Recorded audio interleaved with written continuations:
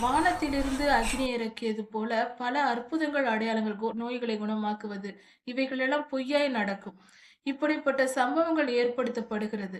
இந்த காலத்திலும் நெறைய திருச்சபைகளிலே இப்படிப்பட்ட மாய்மாலங்கள் சில இடங்களில் நடப்பதுண்டு. அதனால் இவைகளை எல்லாம் நம்பிவிடக் கூடாது. அதனால் ஜாக்கிரதையுடன் எது உண்மை, எது பொய் என்பதை புரிந்து கொள்ள வேண்டும். தேவை ஏற்பட்டால் ஒழிய எந்தவித முடியாத நிலை இருக்குமானால், ஆகாரமே கிடைக்காத இடத்தில் தான் கர்த்தர் அற்புதம் செய்து ஆகாரத்தை கொண்டு வருவார். பணமே இல்லாத இடத்தில் தான் கர்த்தர் அற்புதம் செய்து பணத்தை கொடுப்பார். இப்படிதான் நடக்கும்.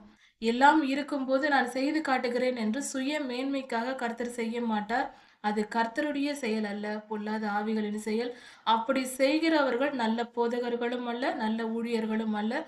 அப்படிப்பட்டவர்களை குறித்து நம்ப வேண்டாம். கர்த்தர் உங்களை ஆசீர்வதிப்பாராக. மாரநாதா.